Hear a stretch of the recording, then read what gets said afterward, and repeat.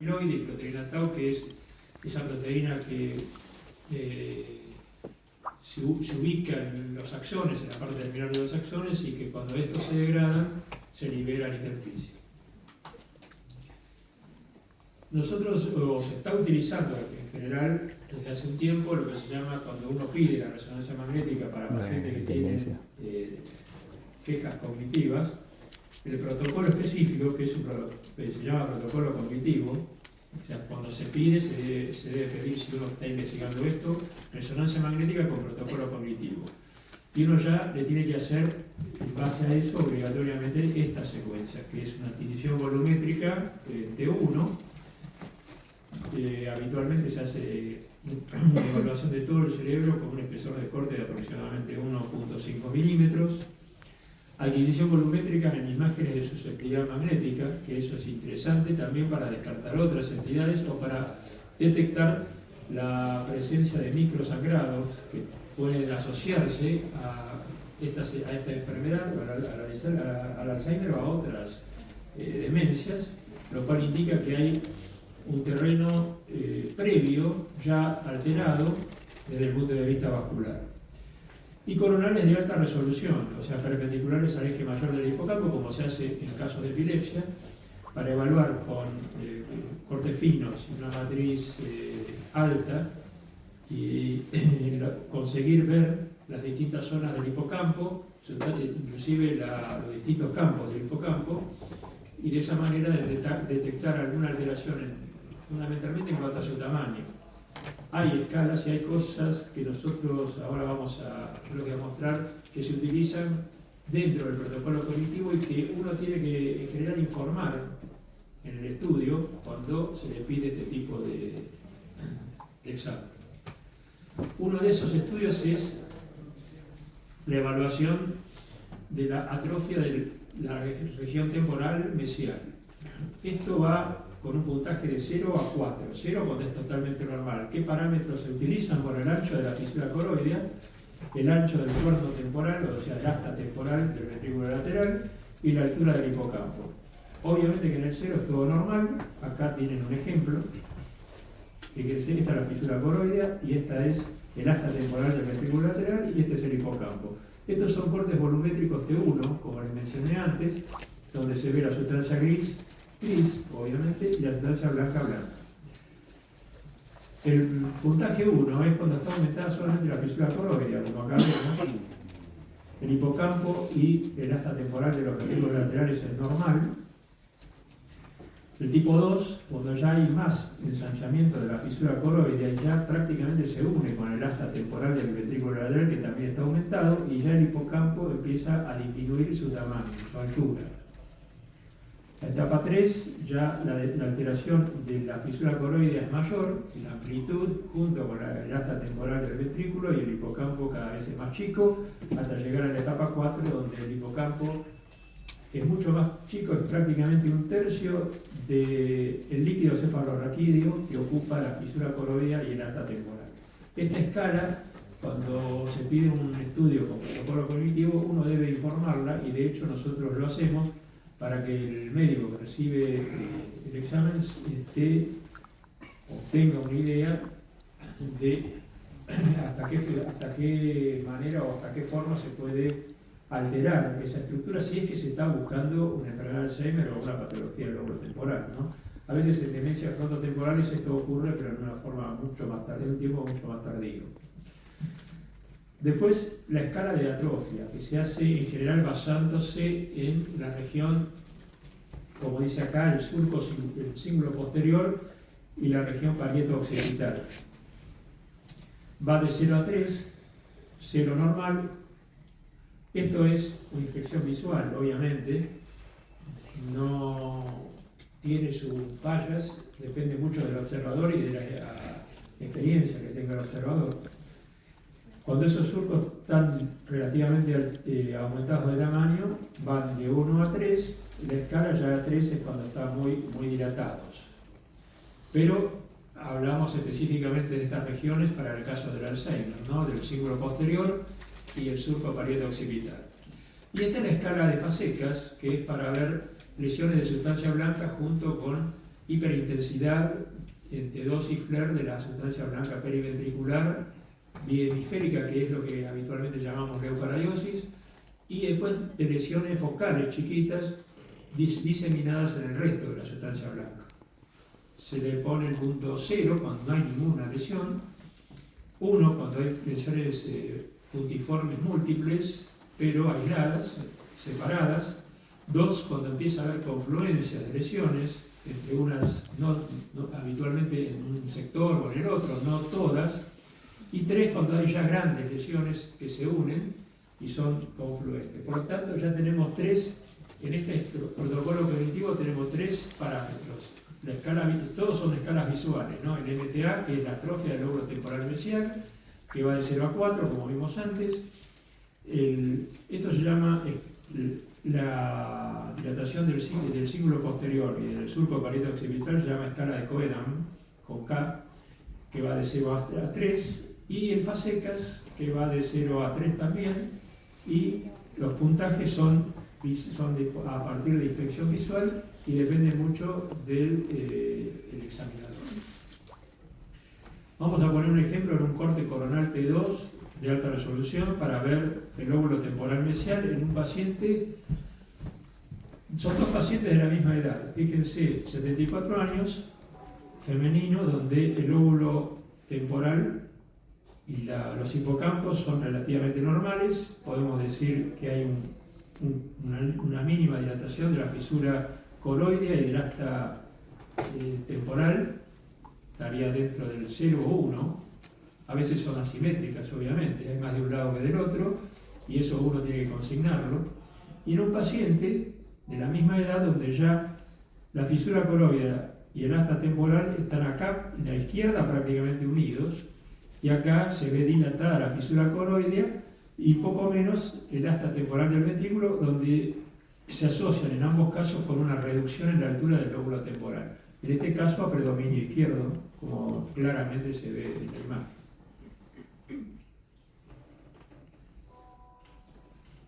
Este es otro caso donde es bilateral, es una escala que podríamos decir MTA4, de la que vimos antes, donde hay aumento de los espacios de líquido cefalorraquídeo perihipocámpicos, es decir, la fisura coroidea y el asta temporal de los ventrículos laterales, con una reducción significativa del hipocampo que, fíjense, ocupa prácticamente un tercio de lo que es el líquido cefalorraquídeo. Hay otra zona que está pegada. Si nosotros hacemos una valoración del resto de la neocorteza, esta es una corteza, un arquicórtex, pero esto a partir del giro parahipocámpico hacia lateral es neocorteza, y aquí son fibras o estructuras que corresponden a la llamada corteza entorrinal, que también se atrofia y los surcos son más grandes, en concomitancia con la atrofia del lóbulo temporal mesial.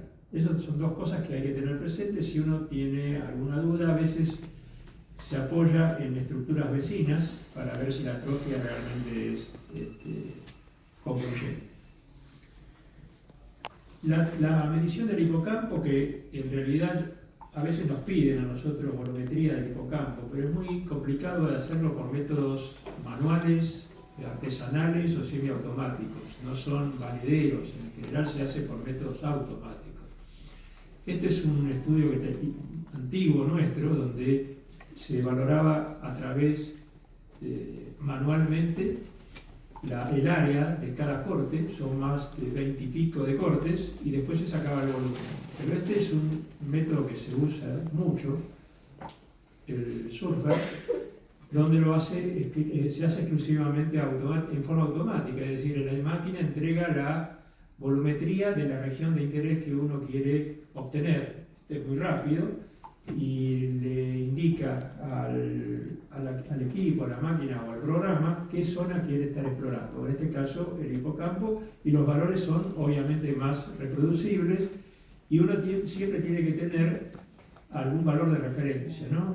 En general, estos son valores que van de 2000 milímetros cúbicos, o en realidad por debajo de eso habitualmente uno considera que está descendido, pero bueno, lo más exacto es esto y es lo que se debe hacer realmente si uno quiere hacer estudio de volumetría hipocampal.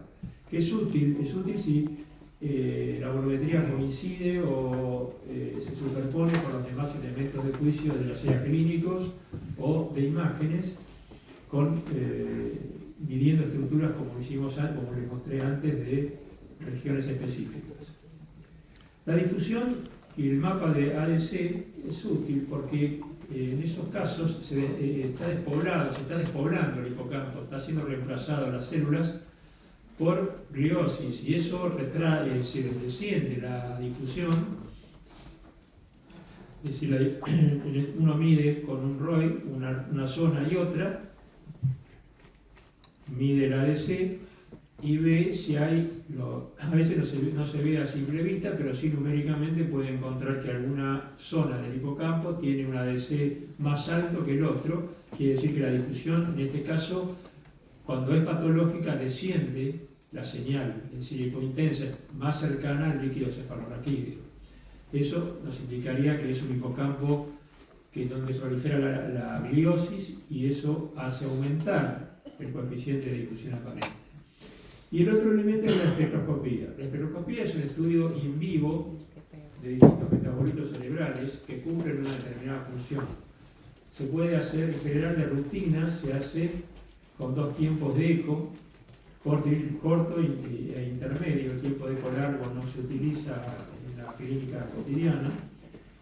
Y acá vemos que en un hipocampo que está francamente atrófico, se hace la ubicación de un voxel que es, después representativamente, ese voxel se va a transformar en un gráfico.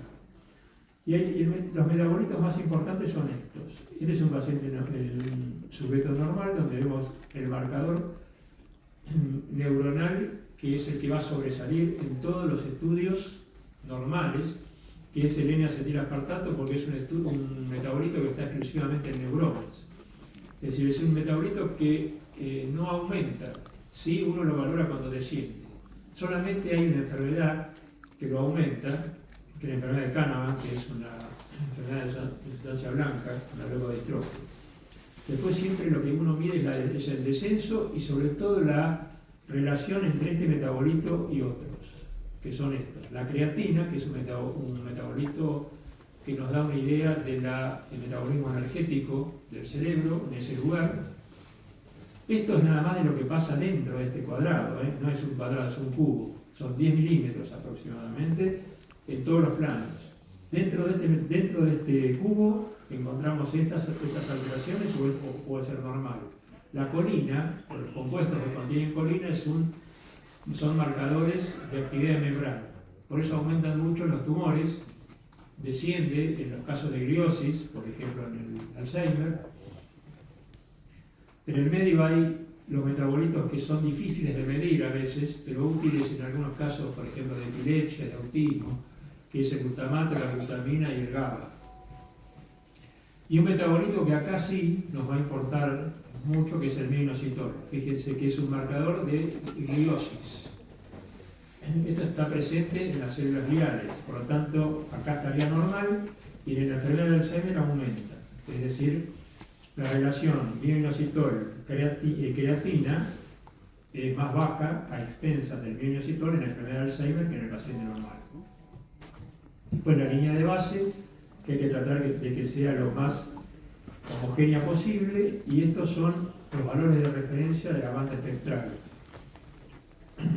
Acá tenemos en el medio el N-acetilaspartato, que es un marcador de viabilidad neuronal, es decir, no indica muerte neuronal cuando desciende, indica que hay menos actividad funcional de la neurona. Otro elemento que yo no se los mostré o no lo vieron antes, la semana pasada creo que no se los mostré, es el tensor de difusión, que se usa mucho en muchas patologías. Como la resonancia funcional, les dije antes, es un mapeo cortical de distintas áreas del cerebro que están funcionando en ese momento y ante un determinado estímulo, el tensor de difusión es un mapeo subcortical. ¿Qué nos indica? Cómo están las fibras de sustancia blanca dentro del cerebro. Y eso hay una convención. Lo rojo es lo que va de derecha a izquierda, lo verde es lo que va en sentido anterior-posterior y lo azul es lo que va en sentido rostro-caudal. Esta es la comisura blanca anterior, como es una comisura, atraviesa el hemisferio de un lado al otro, es roja.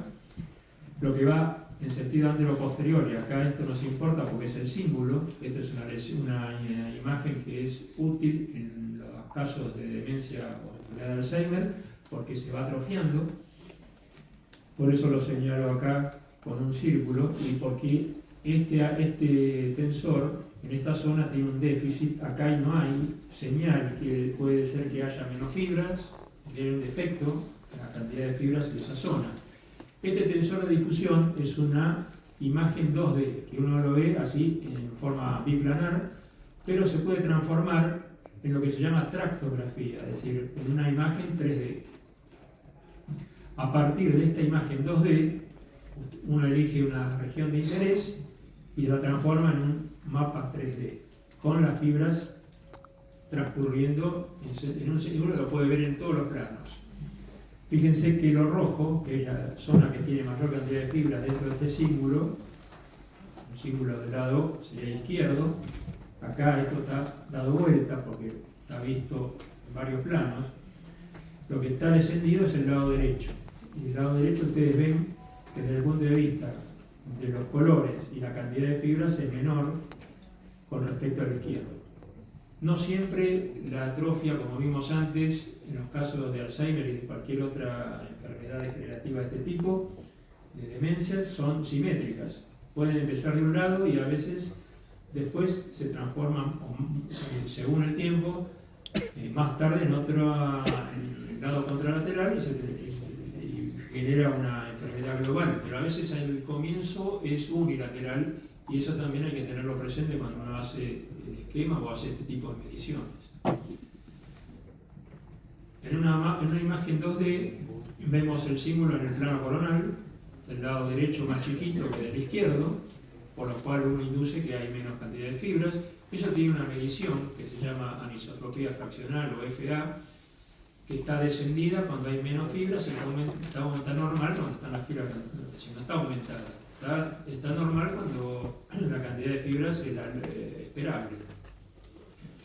Y si esto lo asociamos al PET, encontramos que a veces hay una correlación. En este caso demasiada, porque hay un compuesto que se llama el compuesto Pittsburgh, que se utiliza para beta-amiloide, y lo rojo es aquellas zonas del cerebro que están muy, muy ávidas de este radiofármaco, y vemos que nosotros estamos viendo una foto de ese paciente, pero esto funcionalmente nos indica la actividad metabólica de ese cerebro con respecto a la proteína beta-amiloide, que está difundida, está aumentada prácticamente en todas las regiones del cerebro. En resumen, si uno lo ve desde el punto de vista estructural, el Alzheimer es una atrofia del lóbulo temporal mesial que empieza por los campos CA2 y CA3 del hipocampo, y ahí se dirige al cíngulo posterior y al lóbulo parietal posteromedial. En las imágenes moleculares, tanto el SPECT como el PET con el compuesto Pittsburgh, o utilizando marcadores para medir la proteína tau, nos va a mostrar que la perfusión está disminuida y menor captación de glucosa en el PET, que aparte del flujo nos va a medir el metabolismo.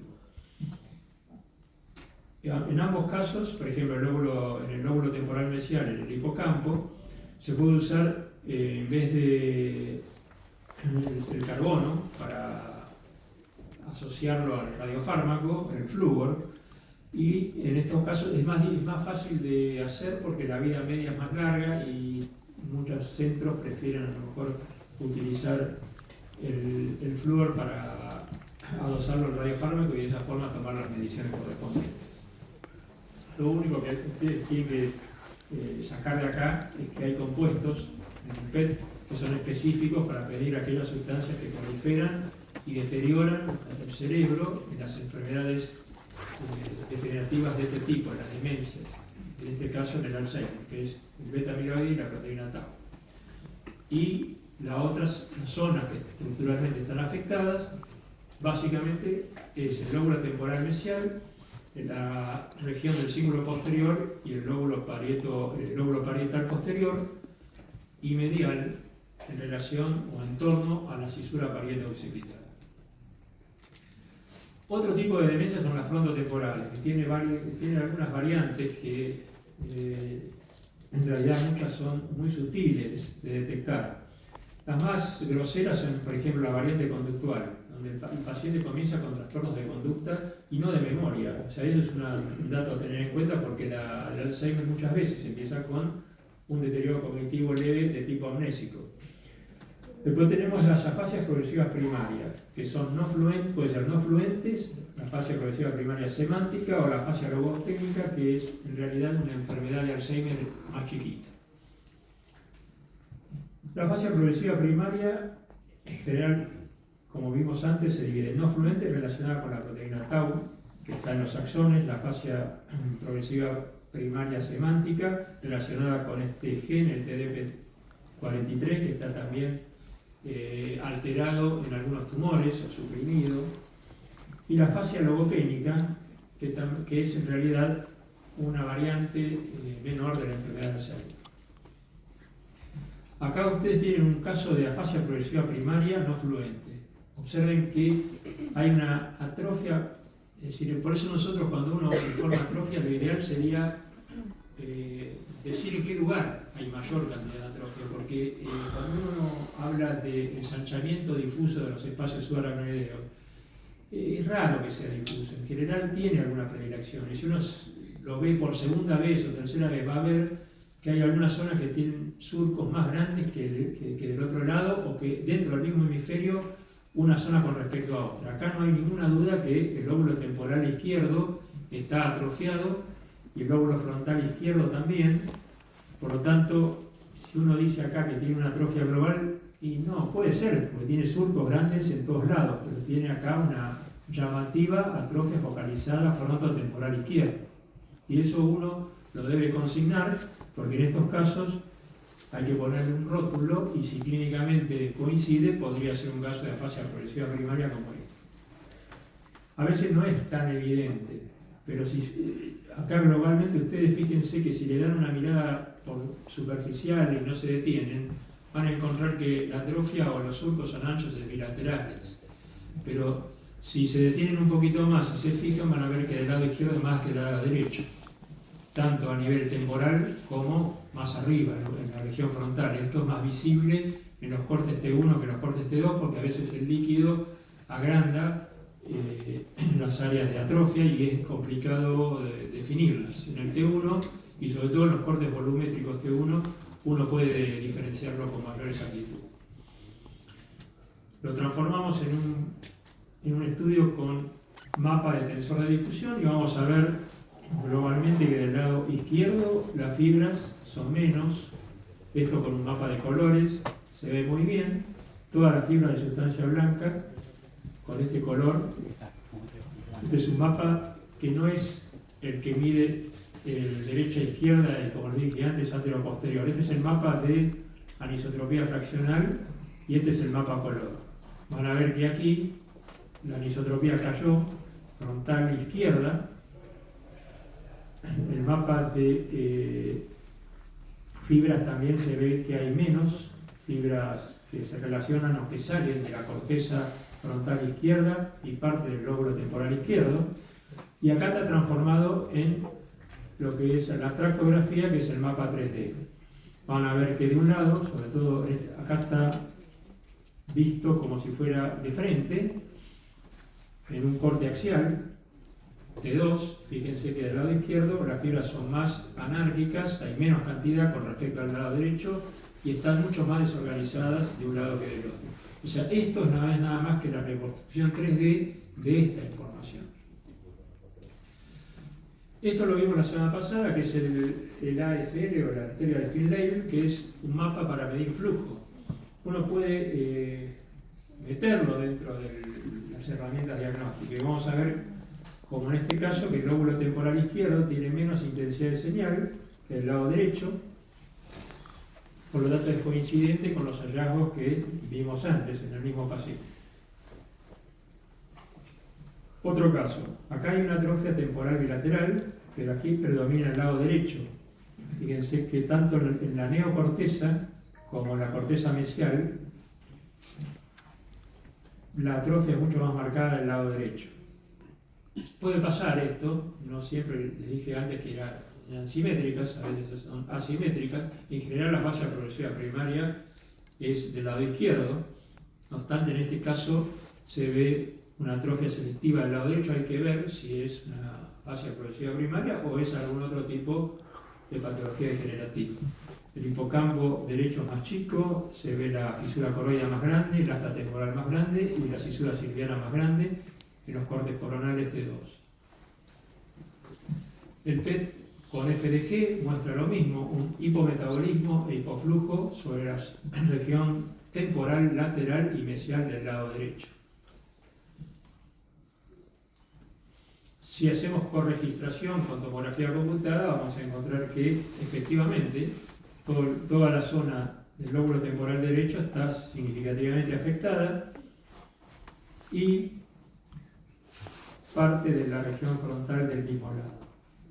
Esto es el cerebelo. Ustedes se preguntarán ¿para qué les muestro el cerebelo? Bueno, esto pasa porque muchas veces estos pacientes tienen lo que se llama diasquisis cerebelosa cruzada, es decir, hay mucha atrofia del hemisferio cerebral contralateral, por lo tanto las fibras que van al cerebelo del lado opuesto, que cruzan a través de la protuberancia, se van perdiendo. Es decir, la señal y el metabolismo de todo el cerebelo izquierdo está pasando lo mismo que en el lóbulo frontal o temporal derecho, es decir, se está apagando. Esta es una forma de afasia progresiva no primaria, sino de la denominada semántica. No la primaria no fluente, sino la fascia progresiva primaria semántica, que es una variante, como vimos antes, de la demencia frontotemporal. Y esto se caracteriza por estas imágenes. Hay atrofia selectiva de los lóbulos temporales con áreas brillantes en secuencia FLAIR y T2 subcorticales. O sea, prácticamente está totalmente atrofiado los lóbulos temporales anteriores, y eso se ve porque los surcos están ensanchados y hay gliosis subyacente. Esto es bastante típico de esta enfermedad de la fascia progresiva semántica o demencia semántica, como solía llamarse. Por lo tanto, la demencia frontotemporal, desde el punto de vista estructural, tiene atrofia predominantemente en regiones frontal y temporal anterior, y la correlación en las imágenes moleculares pasa lo mismo con el PET y el SPECT, que lo que pasaba con la enfermedad de Alzheimer. Están disminuidos tanto el flujo como el metabolismo en las zonas que estructuralmente están afectadas. La demencia tipo corpus de Lewy es una atrofia cortical también difusa, pero que predomina en estas áreas, a nivel insular y frontotemporal, y en regiones parieto-occipitales. Esto es importante porque es una gran diferencia con las otras enfermedades de tipo degenerativo. Hay una atrofia putaminal y una atrofia mesencefálica, que muchas veces hay que hacer el diagnóstico diferencial con enfermedad de Parkinson o parkinsonismo, o sobre todo con una variante o una forma de Parkinson, que es la PSP o parálisis supranuclear progresiva, que tiene una atrofia mesencefálica característica. La demencia por corpus de Lewy tiene esta característica: atrofia parieto-occipital bilateral, fíjense los surcos y la cisura parieto-occipital en el precunio, con un área muy disminuida de calibre. Esta es la característica a diferencia de las demencias o de las atrofias que vimos antes, ¿no? De temporales anteriores o frontales. Lo mismo, entonces acá las alteraciones estructurales se vinculan a las zonas de atrofia que dijimos antes. La región diencéfalo-mesencefálica puede estar afectada, como así también el caudado o el hipocampo anterior. Esto ya cuando la enfermedad está bastante avanzada, pero cuando ustedes ven que hay mayor afectación parieto-occipital bilateral y lóbulos temporales anteriores y los hipocampos son normales, piensen en esta enfermedad. Obviamente que el SPECT y el PET van a estar disminuidos en esas regiones. Las demencias vasculares es otro tipo de alteraciones de este tipo de demencias. Podemos dividirlas en macroangiopáticas, microangiopáticas y presencia o no de microhemorragias. En este caso, el 30% de los casos con lesiones macroangiopáticas se asocia con demencias, y las microangiopáticas, que son, como vimos antes, las lesiones esas focales chiquitas, distribuidas y difusas en la sustancia blanca, llamada leucoradiosis o infartos lacunares, también están presentes y a veces se superponen en los distintos tipos de demencias. Las microhemorragias, que son esos puntos negros en la secuencia de susceptibilidad magnética, y son típicas de lo que es la demencia vascular, o sea, pacientes que están muy alterados desde el punto de vista hemodinámico, vascular, por diabetes, por hipertensión o por alguna enfermedad previa. En general tienen este tipo de alteraciones que uno la detecta con secuencia eco de gradiente o secuencia de susceptibilidad magnética, que es básicamente lo mismo, pero esta última es de mayor exactitud. Son las que llaman demencias multiinfartos. Fíjense que lesiones en el tronco, en los tálamos, en tiempos distintos. Fíjense que estas son crónicas y estas son agudas.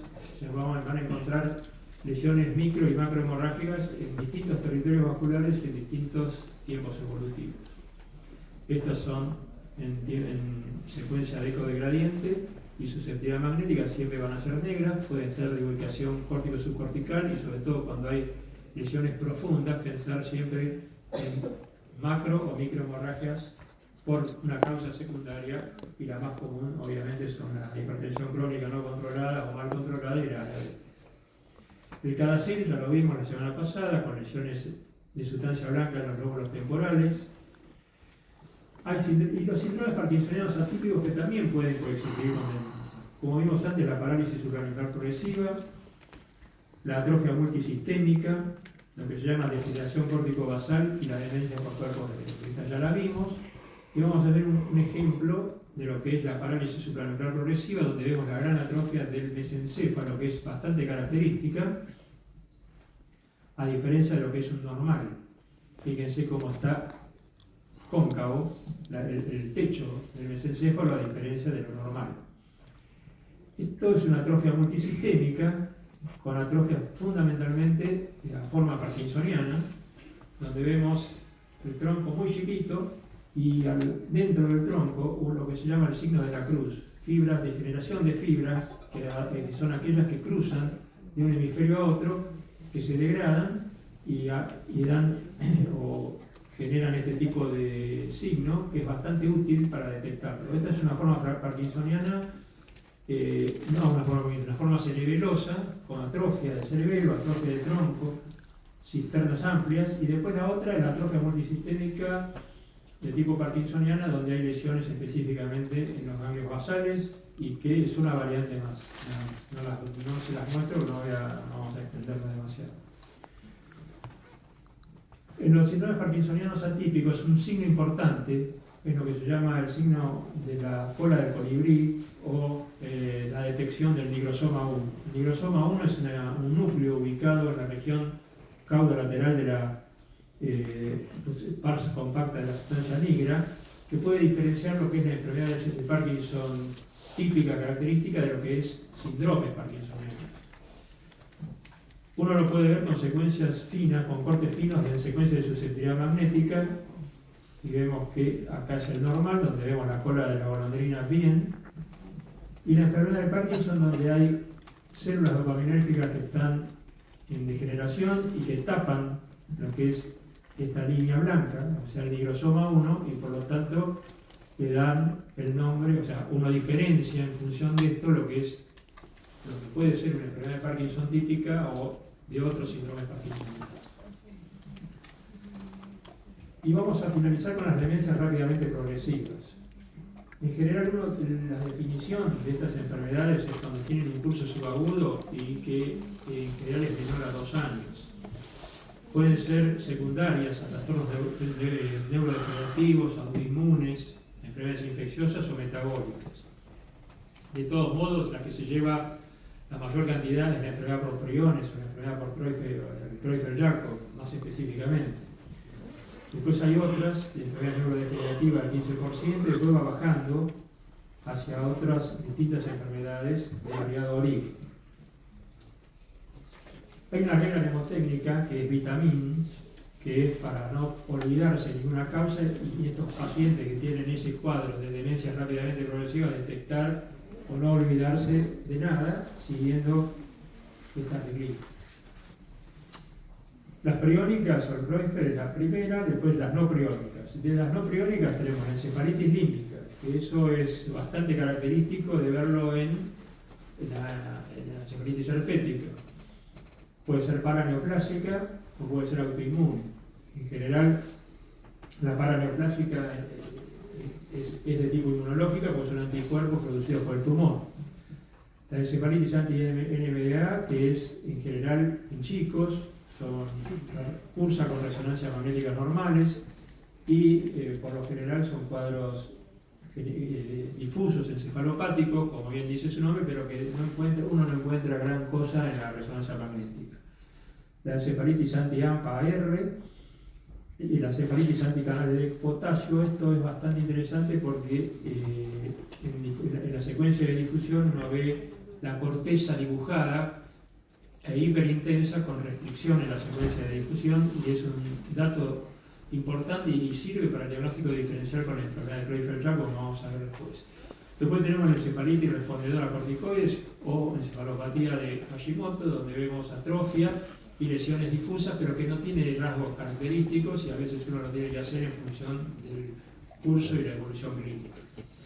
Estas son las imágenes características de la forma esporádica, que es la más común de la enfermedad de Creutzfeldt-Jakob, con hiperintensidad en la difusión, restricción de la misma en la parte anterior de los ganglios de la base, caudado, es el cuerpo estriado anterior, caudado y lenticular, y a veces la corteza, como ven acá, dibujada con una restricción en la secuencia de difusión, en este caso es a predominio frontal.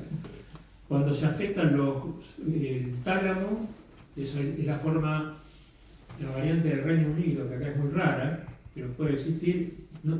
Puede haber también afectación de los ganglios de la base, pero en menor intensidad de cómo se llegan a afectar los tálamos, que acá están indemnes. Pero fíjense, la corteza también está afectada. Entonces esto en difusión es la secuencia más específica y más sensible para detectar una enfermedad de Creutzfeldt-Jakob o a veces una encefalopatía autoinmune. Después veremos el origen, pero la secuencia de difusión es clave para poder orientarse.